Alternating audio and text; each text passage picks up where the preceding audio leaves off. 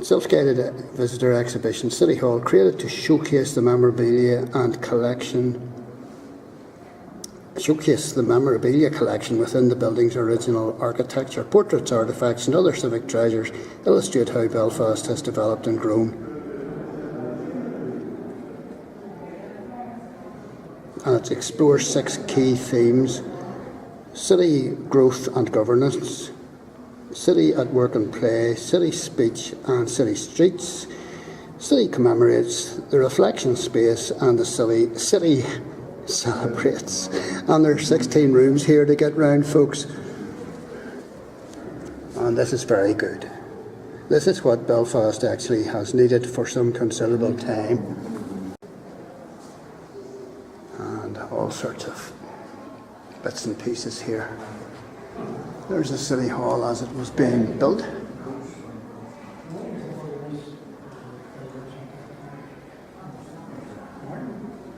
And a wee bit of information about it. The building far outruns the estimated costs.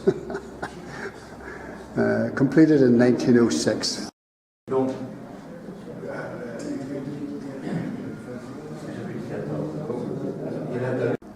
This is Belfast Town Charter 1613, and it's written in Latin, so I'll not try. My Latin is pretty sketchy. And there's all sorts of, there's the mace and there's the Lord Mayor's robe, etc.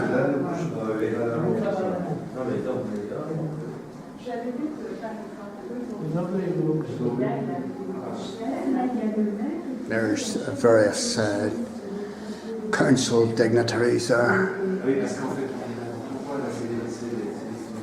And this is a councillor robe. I think it looks better than the other one there.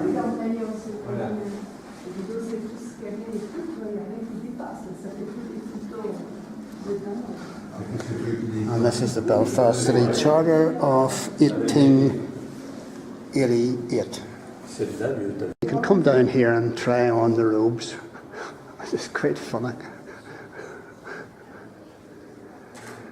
Some first for Belfast. First Jewish Lord Mayor, Sir Otto Jaffa. First female High Sheriff. First female Lord Mayor, Grace Bannister. And first Catholic Lord Mayor was Alban McGuinness. This commemorates 3 very famous, popular council characters. There was Joe Devlin there up at the top, and there was Jerry Fitt, and there was Hugh Smith. And these were 3 boyos, and we will never see the likes of them again. This is the city at work and play.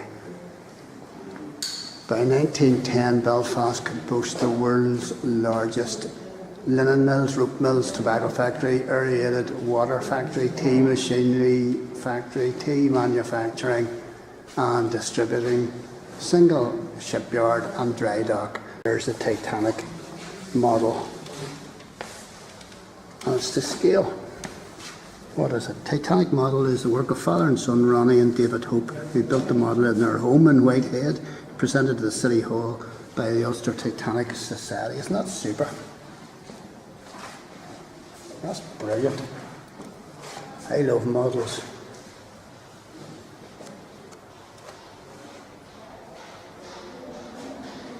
And there's the information about the Titanic there along the top. Another view of the Titanic model. This is a pewter Titanic chess set by artist Anto Brennan, presented to Councillor Alex Maskey 2002. The figures correlate to some of the passengers on board the ship. I think that's fabulous.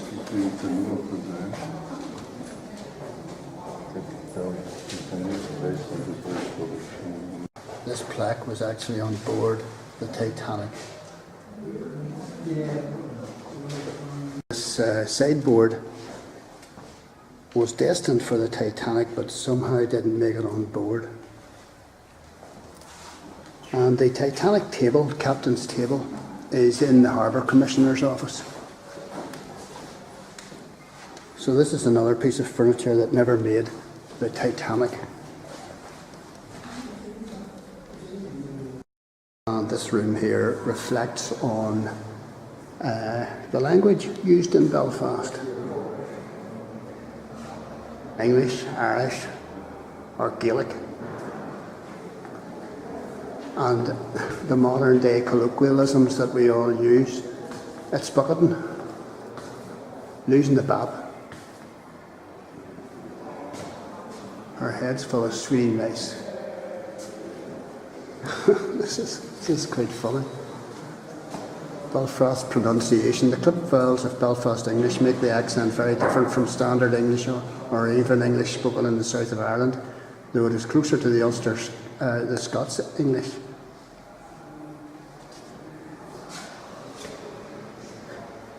People are confused when handbag is handbag, fag, or fag is fag, and bait is bait.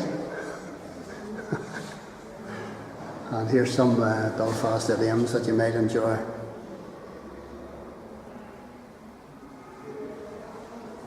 Pasty supper, titter of it. Who ate the sugar off your bun? His face was like a lurking spade. His head's full of sweetie mice. He's a queer gag. And you can discover who worked and lived in the streets round the site of the new City Hall. Belfast, the mouth of the river Farset. That's where the name comes from. And the various place names that we all know and love. Ballymacarrat, Castlereagh, Craigie, Crumlin, Divis. And they've got their Irish translation there. In and out the dusty bluebells.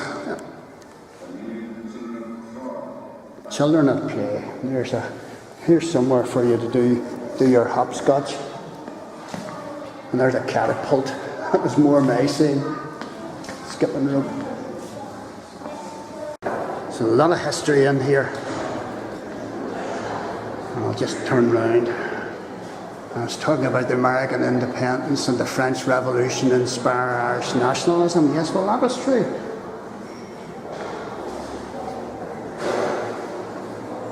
That's a bit about the Orange Order and the influence it had and has. Formation of the United Irishmen. And the joke of the matter was that these United Irishmen were sons and daughters, were sons and daughters of Presbyterian ministers, and a whole lot of them that were hanged were actually Presbyterian ministers themselves. Here is all about home rule and the setting up of Northern Ireland, and there's Carson at the actual table. This is the Covenant table, would you believe?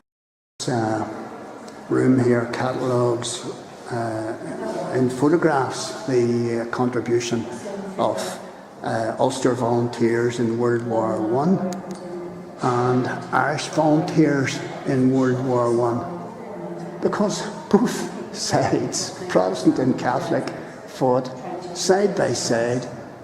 There's the Cave Hill and Belfast Castle up there. Both fought side by side on occasions against the Germans.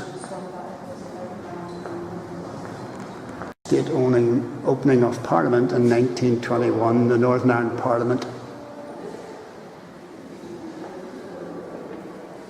And it happened in the council chamber at Belfast City Hall, because Stormont, I don't think, was built then. Industrial Belfast and the war effort.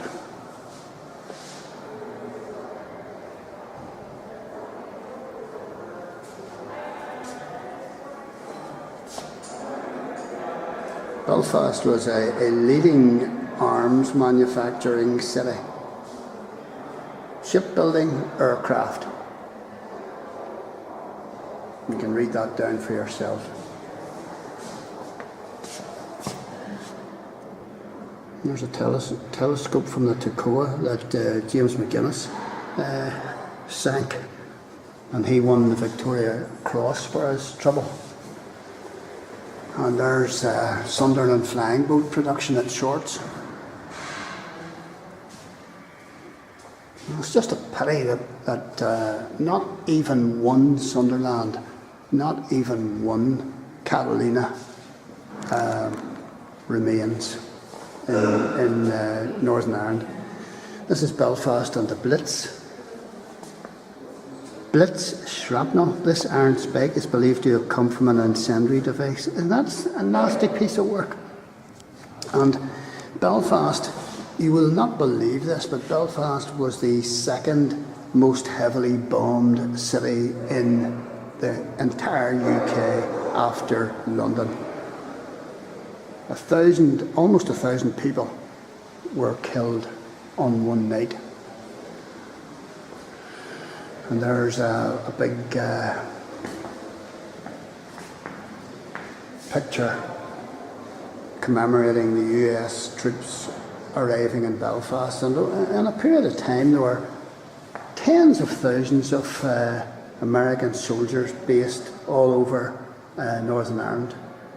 And Dwight Eisenhower was knocking about. And he came down to Bangor and saw the ships off that were heading for D-Day. And this is a reflection space, reflecting the turmoil, loss and trauma that was wreaked upon us over the Troubles.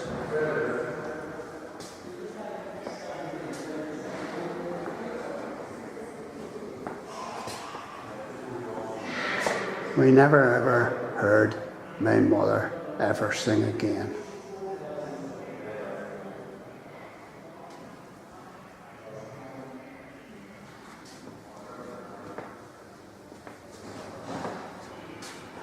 Look at this. I'll leave that for you to read yourself.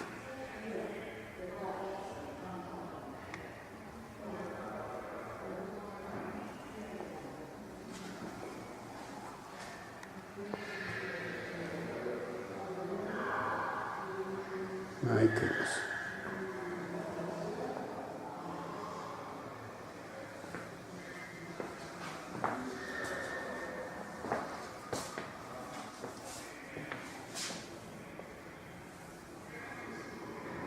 Grief is just the same. And hopefully this turning to the light will continue. Kenneth Branagh and Frank Carson. He's my favourite. Then we have George Gaskin. And we have the McPeak family. What a talented family. Heather Harbour, CBE. James Galway, another favourite. Van de Man, another favourite. And Belfast is buzzing. It's full of tourists, and very welcome they are too. And the City Hall is a must-see for tourists with this exhibition. And I would encourage you to come down and see it for yourself. Fabulous. Another step in the right direction for Belfast.